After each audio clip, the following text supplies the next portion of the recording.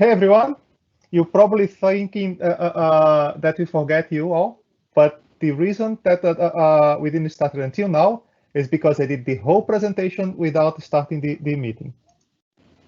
So who you can blame? Me, Wagner, but we're going to, this is the very first ACSUG online event. Now you understand why you're getting all that kind of errors. And it's the April 2020 event for ACSUG.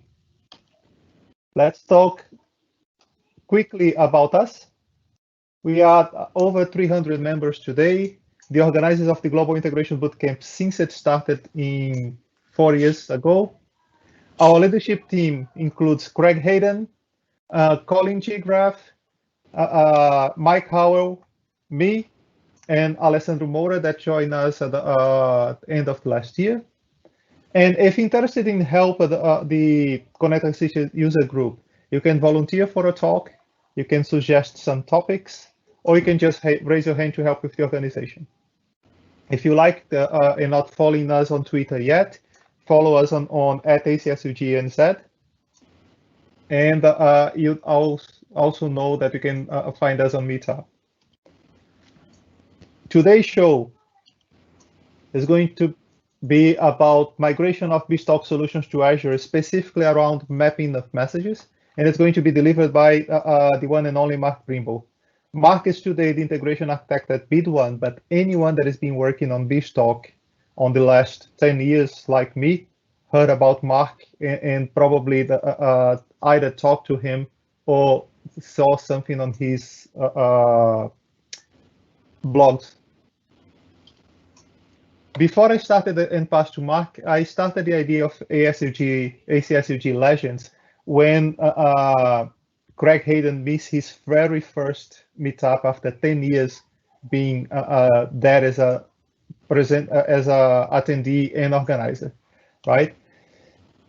This is not the very first online attempt for ACSUG, and hopefully that apart from the initial problem that we had, that I didn't press start, that goes much better than the last one. So without further ado, I'm going to ask Mark to start sharing his screen, and then we can start presenting and pass it over to him.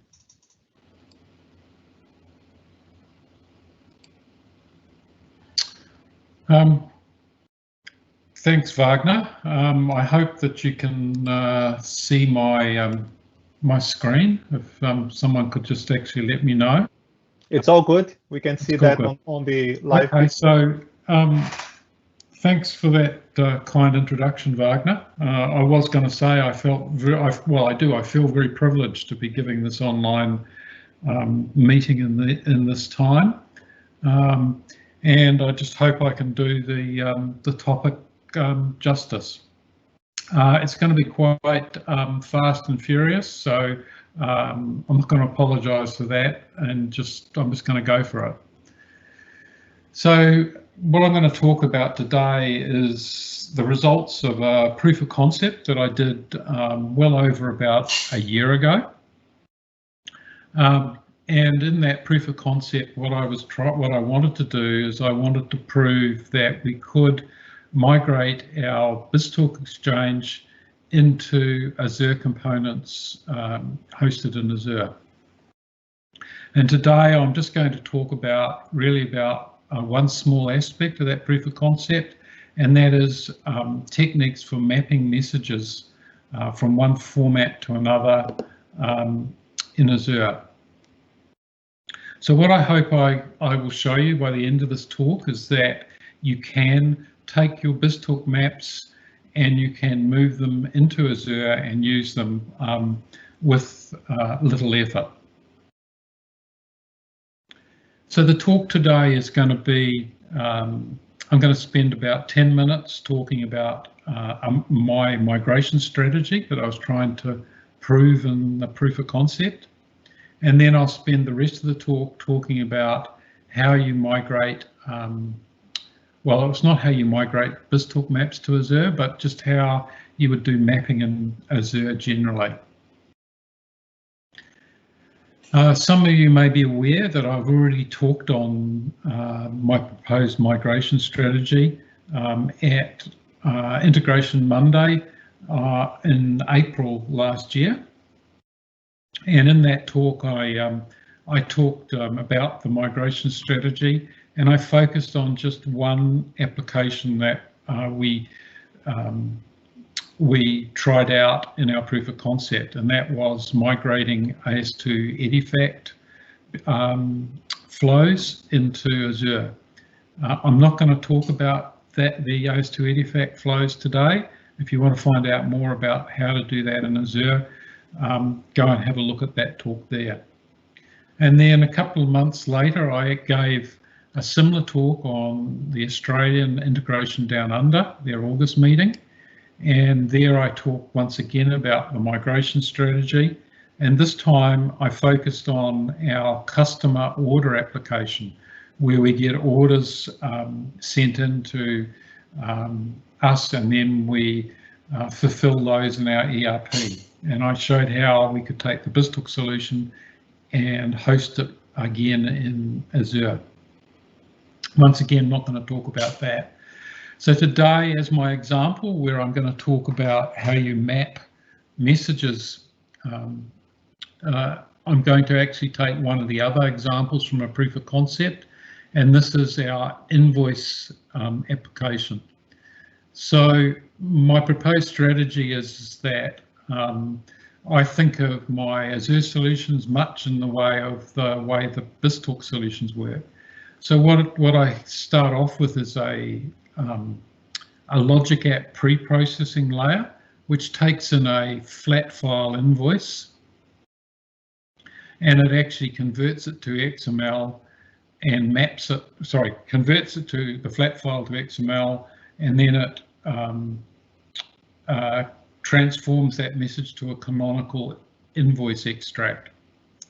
The invoice is then persisted in a service bus layer, and I liken that to be like the message box that we actually have in BizTalk Server.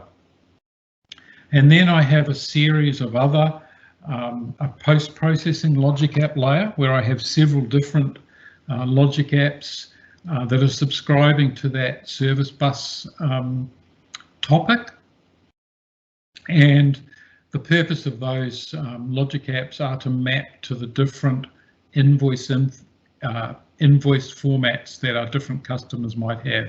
So you might have customer 1 who wants their messages as XML. You might have customer 2 who actually wants CSV files, and you might have another customer that wants CXML invoices, and you might have a fourth one that wants their invoices as JSON. So that's the basic migration flow that I built in the proof of concept to test all this stuff. So just briefly, the proof of concept had to meet 4 design criteria. I'm only really going to talk about the first one at the top today. And one of the key criteria that I set myself was that I wanted to actually reuse the BizTalk schemas and maps. And the idea of this was to make the migrations quicker. The other thing that I would say is that I'm not sure about you, but if you're when I've been working as a BizTalk developer, I probably spend probably upwards of 60% of my time designing the BizTalk schemas and the maps. So there's a heck of a lot of logic that has actually gone into those BizTalk solutions, and I just didn't feel it was a good idea to throw all that logic away. So that's the reason why I made that assumption. So now let's move on to the main topic of the talk, and that is actually mapping messages within Azure. So what I'm going to do is I'm going to talk first of all about my proof of concept and how I was able to reuse the BizTalk maps with an integration account in logic in the different logic apps that I've shown. And then I'm going to talk about an issue with this approach, and that is the integration account pricing. And then I'm going to talk about other Azure mapping techniques and show some examples of that as well. So the first place to start with the mapping of reusing BizTalk maps in Azure solutions is an integration account. And for those of you that haven't seen an integration account before, I'm showing the integration account blade in the Azure portal. And I sort of think of this as a set of containers for different components. And today I'm only going to talk about the left-hand two, the schema container and the maps container. And I'm going to show you how you load up your maps and schemas into that, and then you can use them within a Logic app. So just briefly, why did I need an integration account? Well, specifically in my proof of concept, it was the idea that I wanted to reuse the BizTalk maps, schemas and maps, and an integration account allows you to do this. And it does one other very useful thing. It allows you to reuse the flat file schemas that you use in your BizTalk solutions. It's very, I must admit, it's very hard to actually deal with, well, I think it's very hard to deal with flat files in Azure that are not JSON. And really the only good way I know how to deal with that, apart from writing a lot of custom code, is to use an integration account to transform that flat file schema into XML and then use it later on. So if you choose to use integration accounts, one of the things that you need to do is that if you want to reuse BizTalk solutions, you have to convert your BizTalk maps into XSLT. Excuse me, let's take a drink of water. And very quickly, when you start to get into that this sort of approach, you find that you can't just reuse the XSLT that you've generated from your BizTalk maps. And the very first thing I came across was there's a problem if your maps contain XSLT objects. And I found in one of my maps, in all my maps, my main problems with XSLT objects were custom functoids, Microsoft database lookup functoids, and helper classes. And I must admit, I very much wish that I hadn't gone off and used Sandro Pereira's custom functoids in a lot of my maps, because they are just a pain to actually get around the problem if you want to move them to Azure.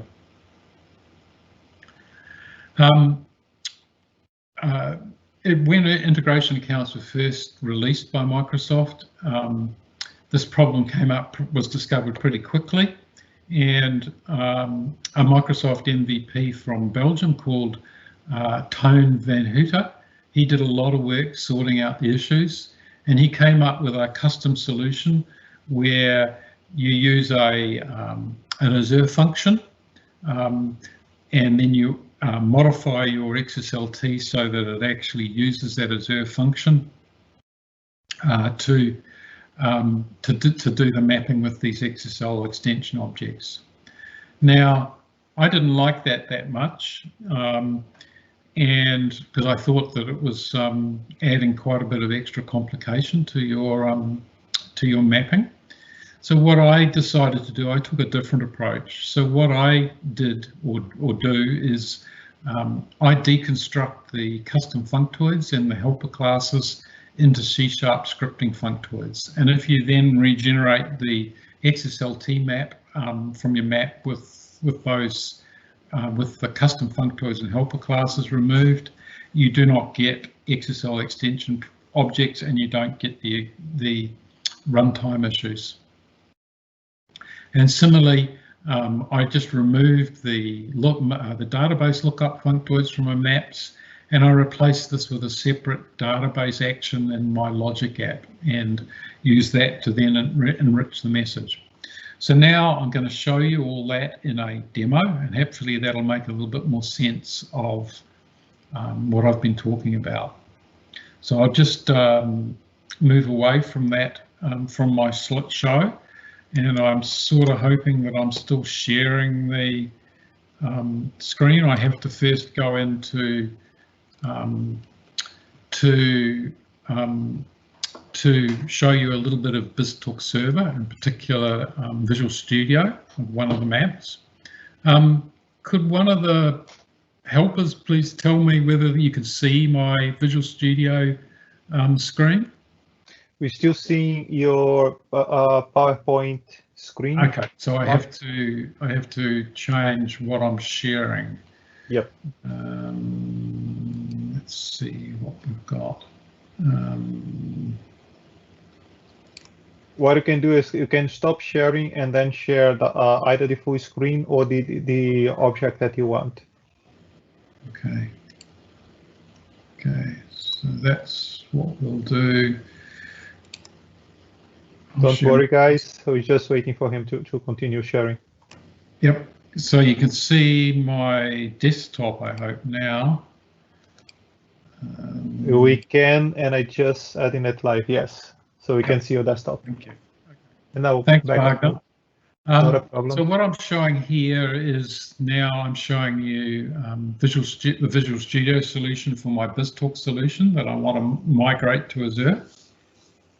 And what I'm doing is I'm showing you one of the maps that we actually want to reuse in our Logic app. So this is a map which is converting on the left-hand side, we actually have a flat file schema. And on the right-hand side, we have a canonical invoice schema. You don't have to really understand, but you can see that this map has a lot of logic in it. It's reasonably complex. And really, I don't want to have to go in and understand all that logic and remap it by hand in a Logic app. So I want to reuse this map. So what you do first is you just go through and you actually generate the XSLT from the map. So you do this in the BizTalk solution, and this generates two files: an extension object and an XSLT file. And if you look at the XSLT, the extension object for file for this map, you see it's got no extension objects in it. So so this means that the XSLT from this map can be used directly in a Logic app in an integration account without any further changes. So what you then do is you take the XSLT file that you've generated and you upload it into Azure. So now we'll just shift to change to show you that that experience. So the first thing is that it's my integration account blade, and what you do is the first thing is you have to load up the two schemas that you require. So that's the flat file schema there, and that is the canonical invoice schema. And the experience is quite good within the Azure portal blade. So what you need to do is you put in your flat file name. And then what you do is you just select the XSD file from your local desktop and upload it into the integration account container. With some schemas that are bigger than a certain size, what you have to do is load them into a blob instead, and then reference them in here. So the idea of loading up the schemas integration account is quite intuitive and easy. So if we go back and now we look at the maps container, you'll see that in just the same way you enter your map name, you enter the map type. So you've got a choice of a liquid template, XSLT, which is equivalent to the XSLT you're using in BizTalk. And you can actually also use XSL2 or XSL3. And there's another one in there, HIDX, which I must admit I don't know what it is, but maybe some clever person at the end of the talk can tell me what that is. So you'll see that in my integration account, I've got a series of maps, and this is the one map that I'm using here. And you'll notice there's also a liquid map that I've got in there, which I'm going to talk about later on.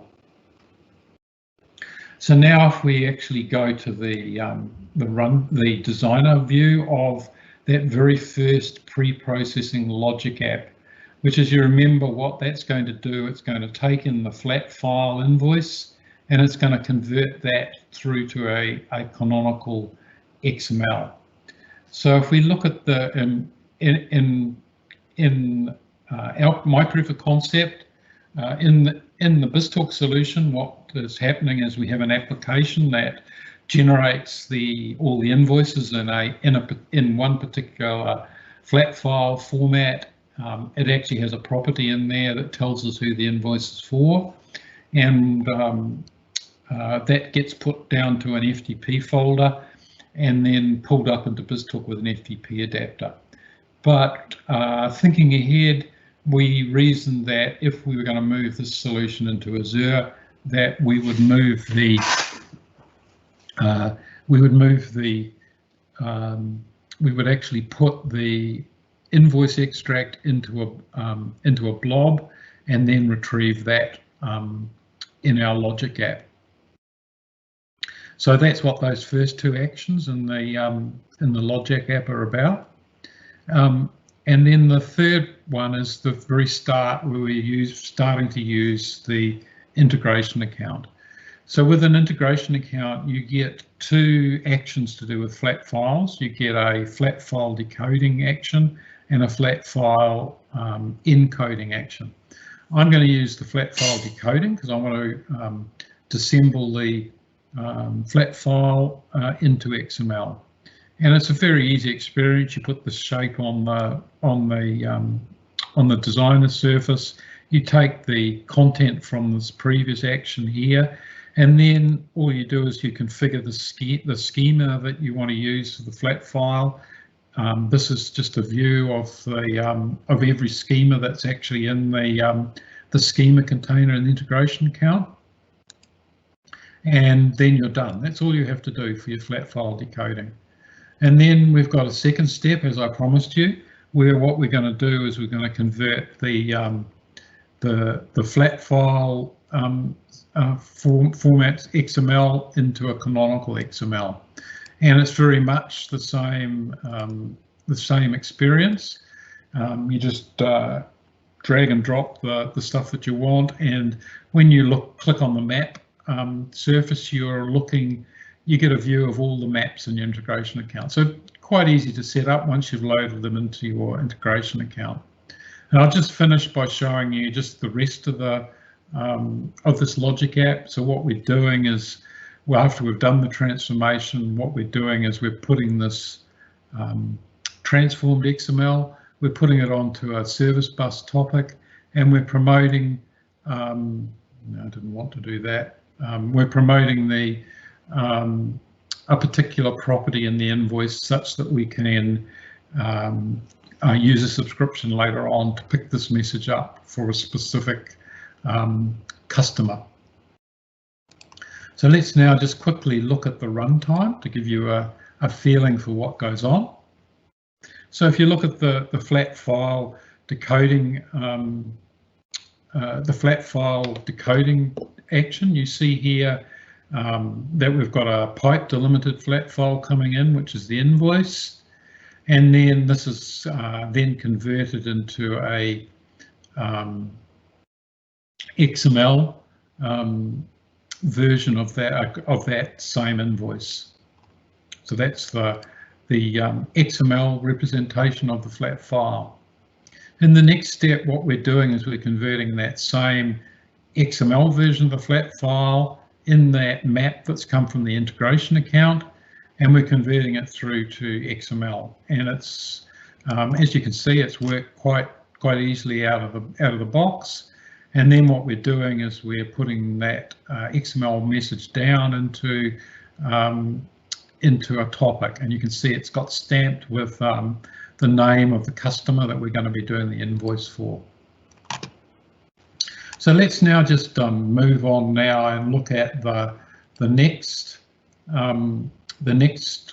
logic app. This is the post-processing logic app.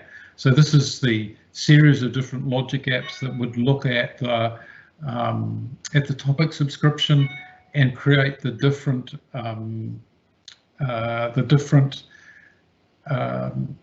invoices. In this case, it's a little bit weird. In this particular customer wanted a they want their invoice as they want us to post a JSON invoice to them. And so what we have to do is we have to convert that canonical invoice into XML that represents, that can be then converted to JSON. And we'll just, in doing this map, I'm going to show you some of the, when we look at that in the BizTalk solution, you're going to see some of the issues that arise due to extension objects. So let's just move back to the BizTalk solution just briefly. So this is the map that we're talking about. This is the one that's converting the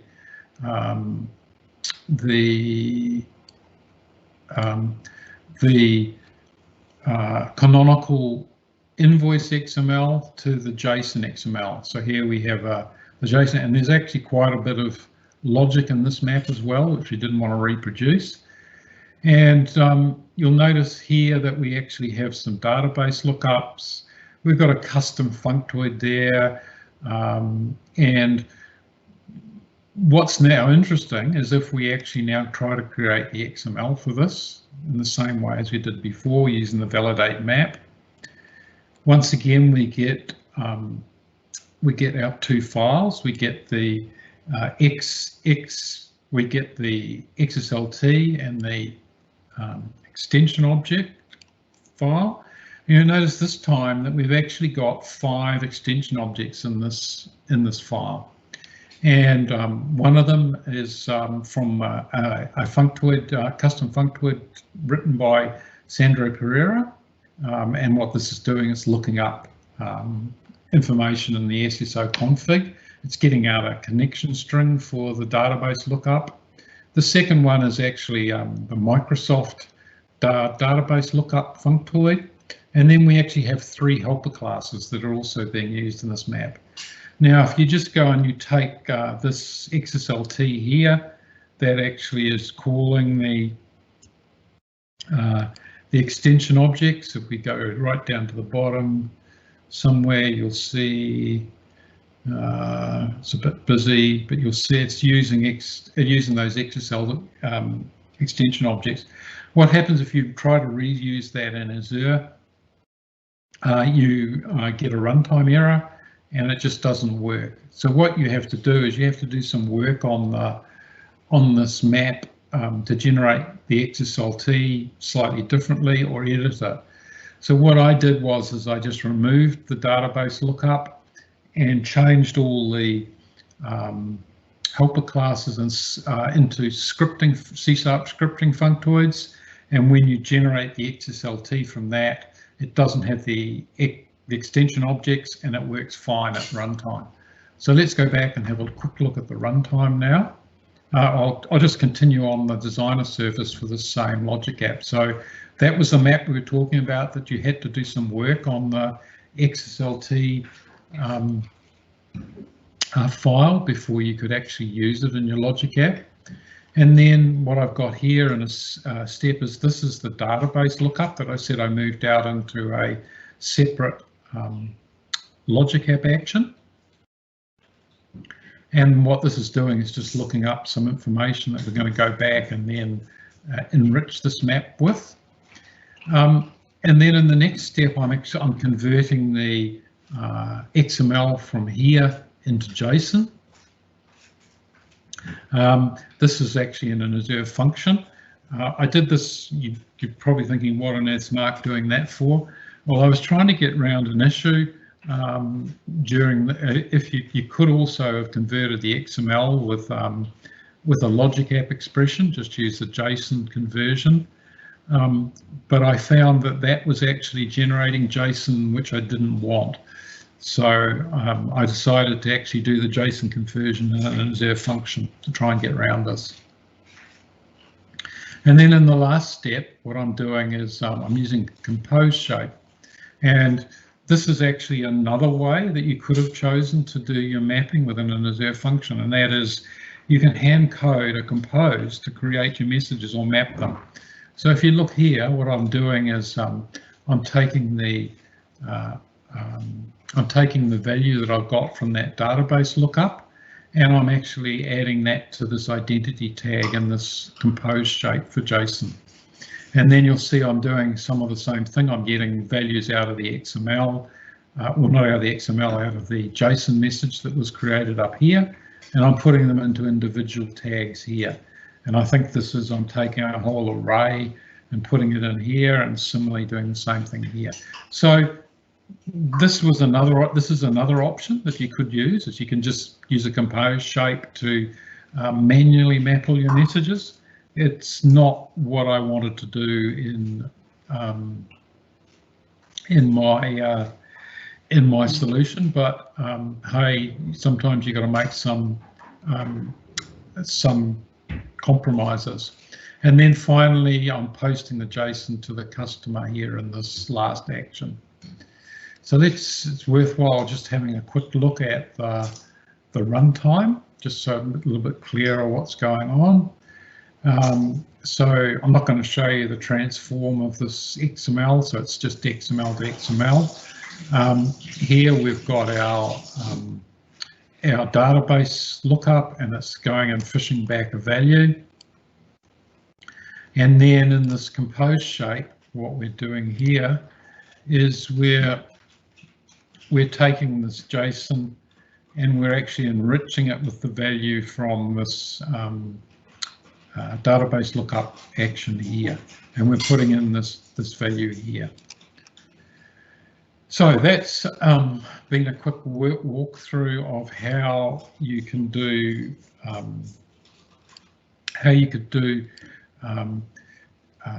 use XSLT maps from BizTalk in an integration account. And I hope what I've shown you is I've shown you the just reverting to the slideshow again. Hopefully what I've shown you is that you can actually take BizTalk maps and reuse them in logic apps by using an integration account. So now I want to move on to a slightly different topic.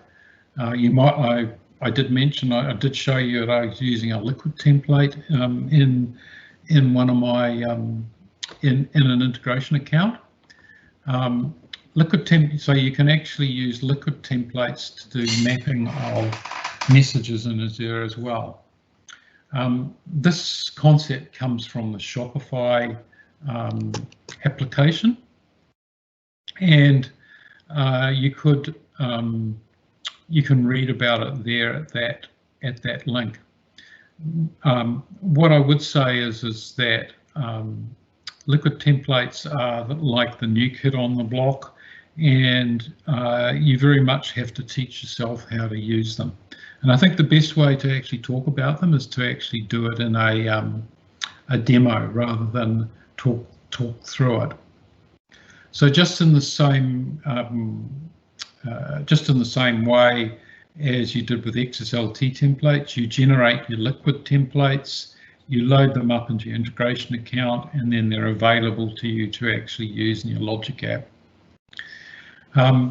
One of the things you quickly realize with liquid templates is you're very much on your own. There isn't many very good examples out there that people have shown you as a quick start to use in your logic apps. And probably one of the, if you're looking around for a good example of a quick start, one of the best examples or worked examples that there is by one of the members of our Auckland Connected Systems user group. That's Alessandro Mora. If you look on his blog, he has a very well-worked example of a very complex map that he's actually done using a liquid template, and I'd recommend you go and have a look at that if you're starting out with liquid templates. So what I'm going to do is I'm going to show you a very simple example out of my blog. So let's go and actually just have a look at that. So I'm going to first of all show you how I create my liquid templates. So I use Visual Studio or a Notepad editor. I must admit the tooling for dealing with liquid templates is not that mature as of yet, and so it's very much sort of a Notepad type experience when you create these templates. So here in this left-hand pane is an example of a liquid template. I actually use a couple of extensions out of that come with Visual Studio Code. So I use this liquid language support, which gives you some syntax help when you're designing these liquid templates. And I also use the Shopify Liquid Preview, which allows you to test some of your liquid templates, although it's very limited. So going back to the actual liquid template itself, in this template, what I'm doing is I'm doing a conversion of a XML message into JSON. So what I'm doing here is this is the JSON that I want, and I'm putting in, I'm getting particular tags out of the XML, and you'll see that it's color coded because I use I use that syntax extension. And not to get confused, in liquid templates, you have a concept of extensions, which are a bit like, and I've highlighted one there in that template. It's called round, and these are sort of like the BizTalk functoids in that they do particular tasks on values in your liquid template. And this round one, as it said, what it does, it's rounding decimals to 1 decimal place, and the bottom one's doing it to 2 decimal places. And if I actually try, if I can get it to work, I'll try running this in, it's not going to work. I'll have to go back.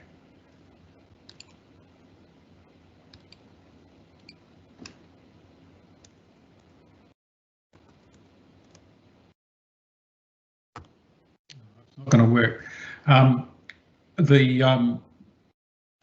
So in this experience, what you can do is you can test JSON to JSON transformations.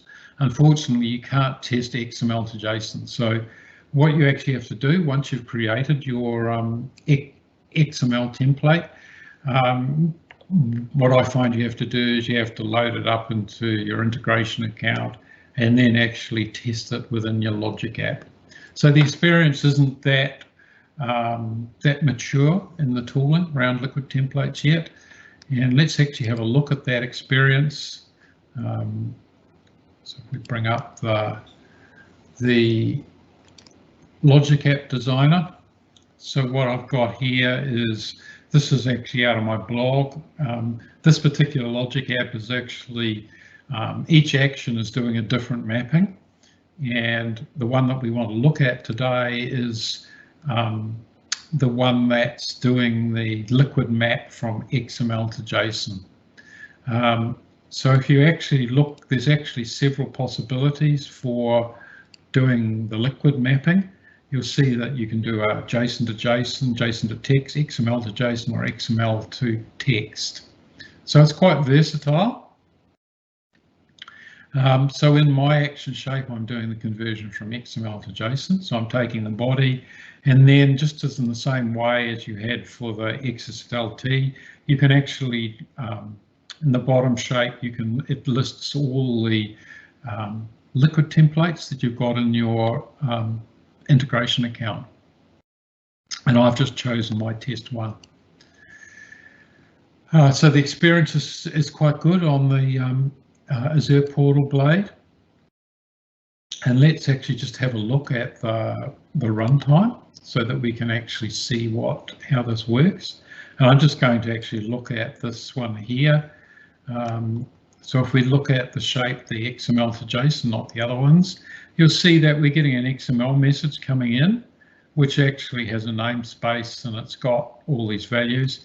And then the output after it's gone through the liquid map is the JSON with item size, etc.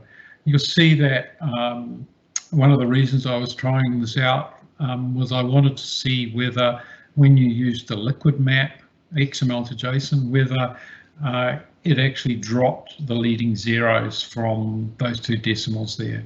And unfortunately it does. And it was one of the problems that I haven't yet overcome. In this particular, for this particular customer that I was dealing with, they actually wanted their prices to have 2 decimal places and even if it actually had a trailing 0.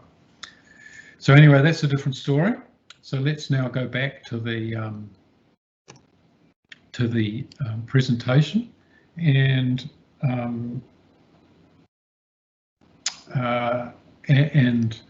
continue this slideshow. I haven't actually got that much more to go. We're getting pretty close to time now, but I think it's worthwhile just going down and talking through some of the other things. So just to sum up, you probably realise the liquid templates didn't meet my original criteria, but there is one issue in using integration accounts, and that is that they're actually quite expensive to use. So for all my proof of concept, I used a free tier. The free tier really is, in my opinion, it's only very useful for doing proof of concepts.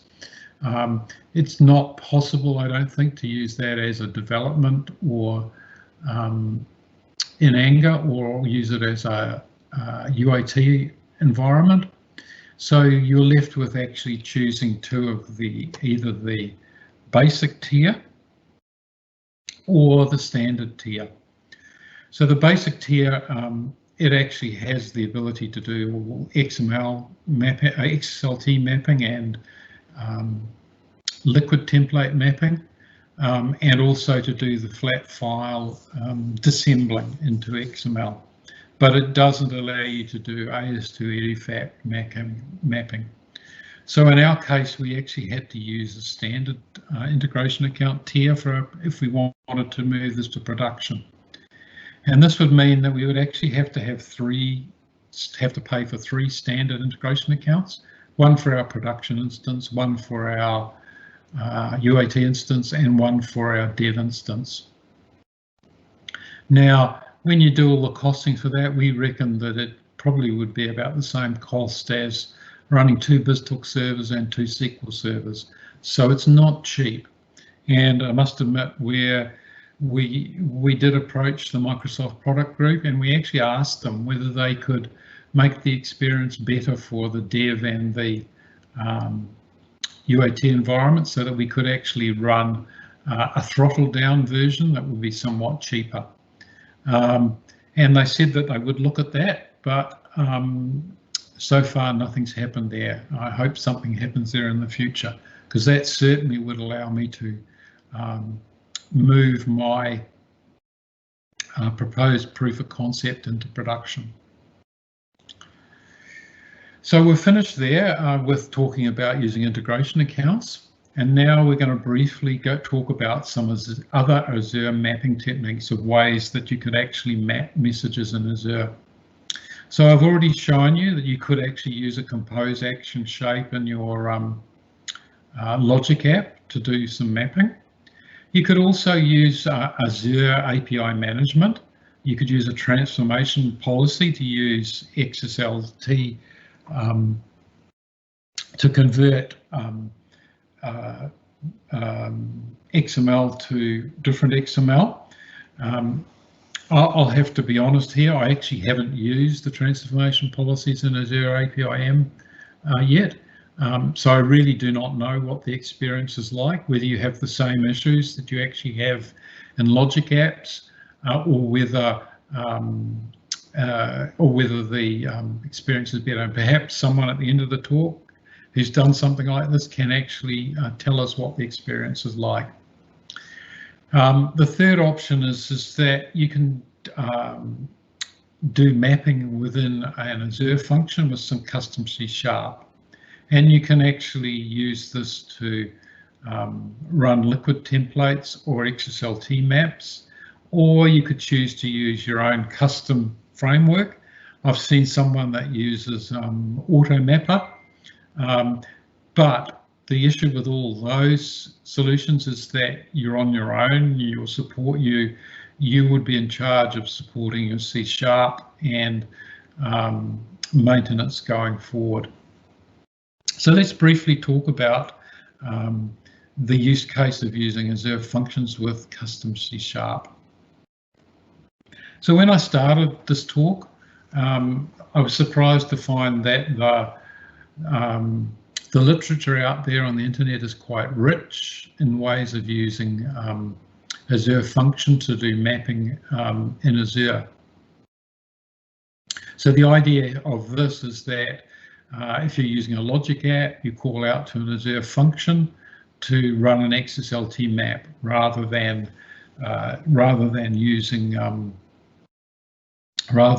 integration account. And this Technic article is quite extensive. It's a bit old now, but it certainly shows you how to do it. So what I'm going to do now is just show you a very quick demo of using XSLT maps with Azure Functions.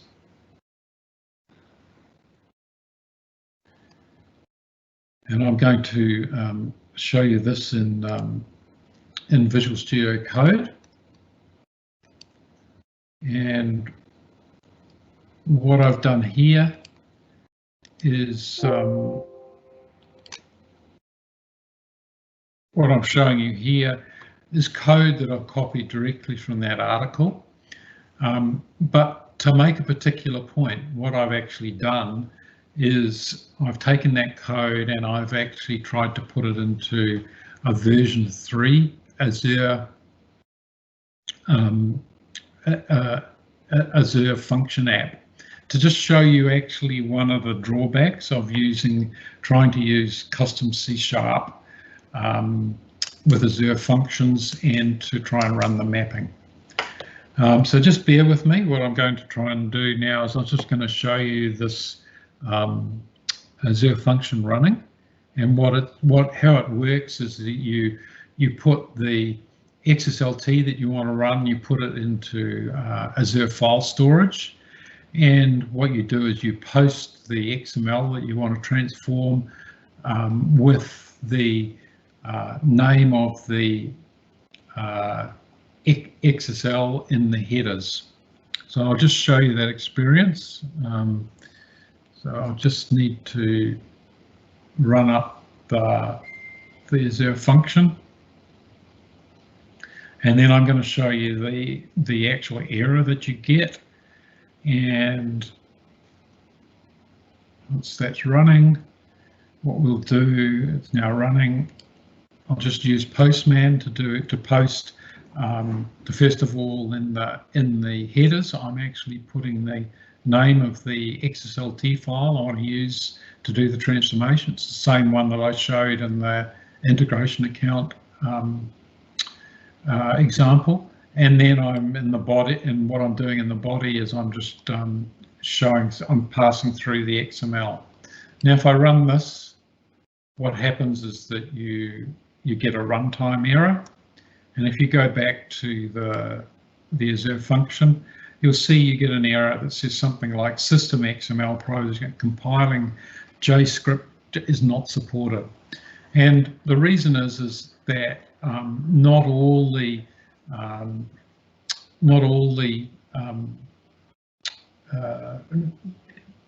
everything that XSL compiled transform does is not supported in .NET Core. And this is a limitation if you're going to try to do your own custom C# mapping using XSLT, in that you're restricted to using version 1 of Azure Functions, because those version 1 uses the .NET framework to do it. You can use the version 1 of the .NET framework, which has the full functionality of XSL compiled transform. And several people have commented on this problem. So it's a very old post, and the issue is that, as I said, there's bits missing out of the XSL compiled transform in .NET Core, and if you read through this particular article, you'll find that many people have asked about it, and the final solution of that is that it'll never ever get brought into the .NET Core functionality.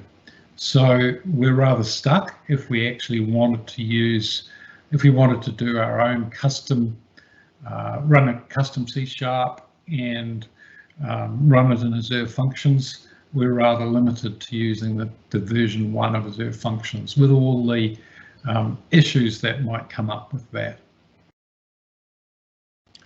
So let's go back to the slideshow. So I think what I've shown you there is that I've given you a brief look at how you would run some custom code in an Azure function to run an XSLT map, and I've pointed out the issue that you're stuck using a version 1 Azure functions so that you can use the .NET framework. So now we'll just move on, and I'll just mention that you can also use Azure functions to run the liquid maps, and there's a very good GitHub project which you can use to do this. It's quite extensive, and it's a bit more extensive than what you find in the integration account example. But you have exactly the same issue if you try to use this, in that your custom C# has to run in a version 1 Azure function, because .NET Core doesn't use all the functionality that's required, doesn't supply all the functionality that's required. So this is where we're just about set to end the talk. I'll just recap. I think I've shown you that using the BizTalk maps, you can migrate BizTalk solutions quickly. That you can also use Azure template. You can use liquid templates and integration accounts as well to map, do some mapping.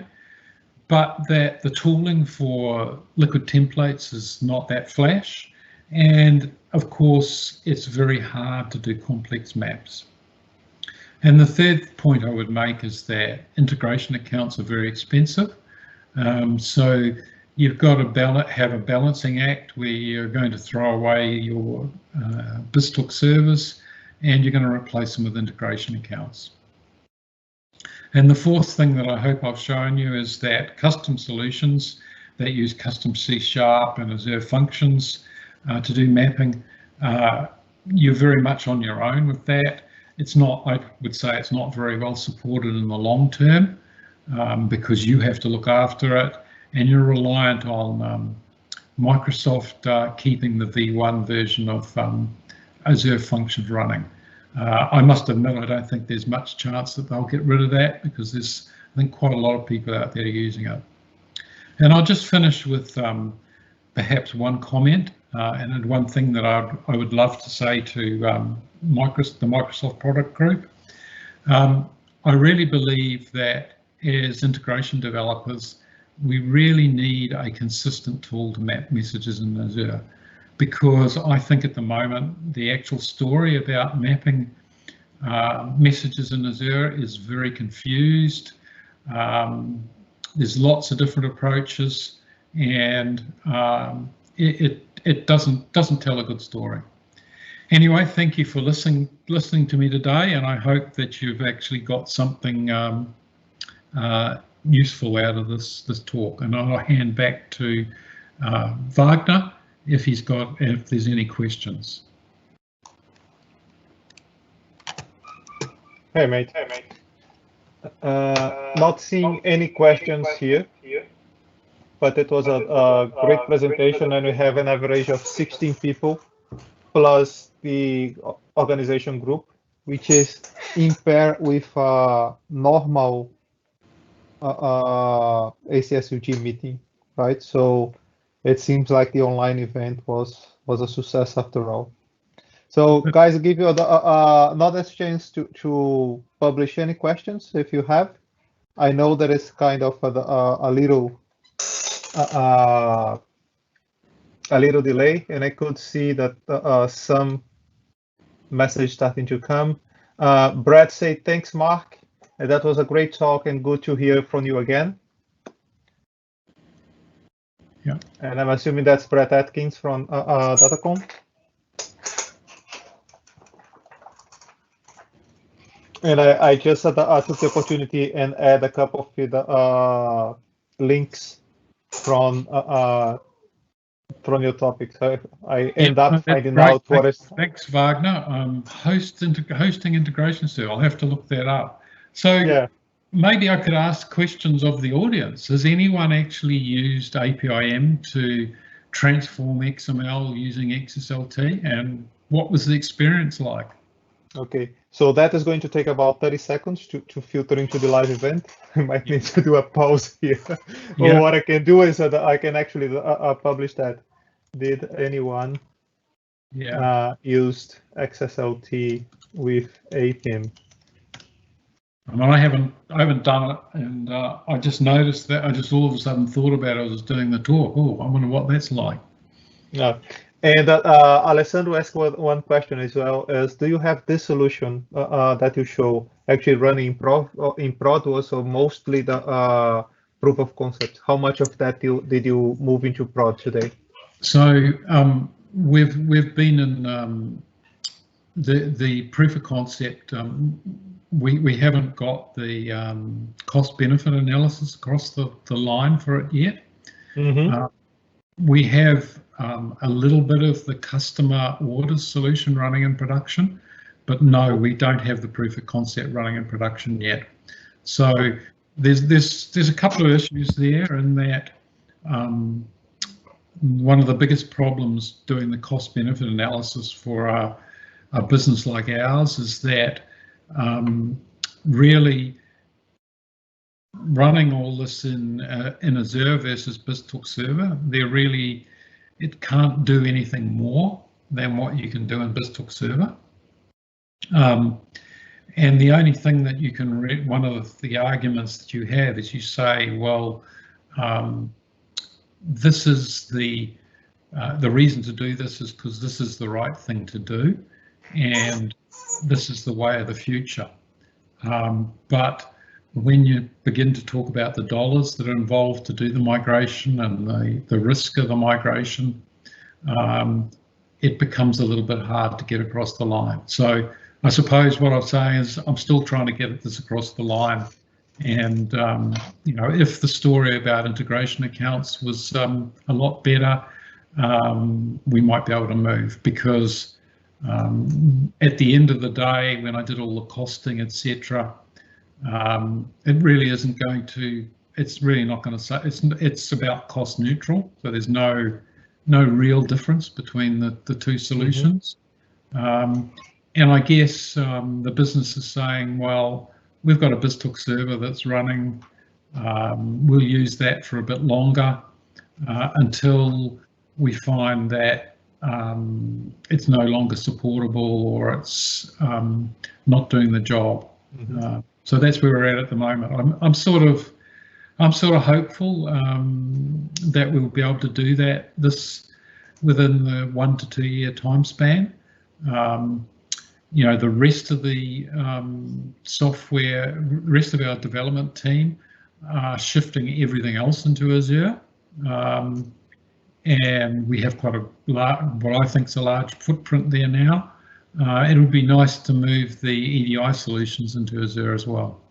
Mm-hmm. So yeah. it's not technically roadblocks. It's more a big cost benefit. If you summarize that. Yep. So the only reason you didn't went live with that yet. Yep, that's the only reason. No technical reason. Mm-hmm. We could do everything. I mean, the one question mark I had was AS2 edifact, and we spent quite a lot of time proving that we could actually do that. And the rest of it would be quite easy to just move across. I've got to admit, our BizTalk solution is solutions are, although they're huge in terms of the number of interfaces, most of the patterns are pretty much the same, so it's fairly easy to shift stuff across. Cool. Which also points to the fact that having a good pattern and applying that pattern to the same problem makes your life easier in the long term, right? That's right. Mm-hmm. Cool. So I didn't see any other questions here on the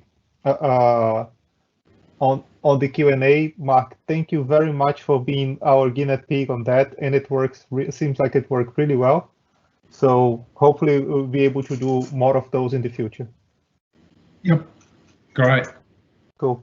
So thanks everyone, and with that we finish our very first ACSUG live presentation. Have a good night and stay safe, everyone. Okay. Bye.